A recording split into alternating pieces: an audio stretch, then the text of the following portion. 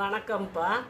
உடம்புல கெட்ட கொழுப்பு குறைஞ்சு நல்ல கொழுப்பு கூடணும் அப்படிங்கும்போது நான் ஒரு ஐடியா சொல்லித்தரேன், அதுபடி செய்யுங்க. பார்லி அரிசி இருக்கு இல்லையா, அந்த பார்லி அரிசியை 100 கிராம் வாங்கி அது கூட ஒரு 1/4 ஸ்பூனு மிளகை போட்டு ரெண்டையும் வாசம் வர வரைக்கும் வறுங்க. ரொம்ப கருக விட்டுறாதீங்க. வாசம் வர வரைக்கும் வறுத்து அதை ஆற வச்சு மிக்சியில் பொடி பண்ணி டப்பாவில் வச்சுக்கிட்டு ஒரு 2 டம்ளர் தண்ணியை பாத்திரத்தில் ஊற்றி அதில் 2 ஸ்பூன் இந்த பொடியை போட்டு நல்லா கலந்து கொஞ்சம் உப்பு போடுங்க. ஒரு 5-6 பூண்டு பல் இருக்கு இல்லையா, அது நல்லா இருக்குது. சின்ன பல் இருந்தால் ஒரு 6 போடலாம், பெரிய பல்லாக இருந்தால் ஒரு 4 கூட போதும்.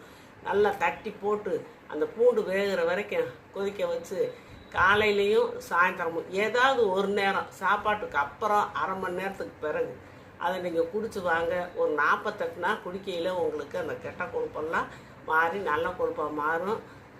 கெட்ட கொழுப்பு குறைஞ்சிரும்.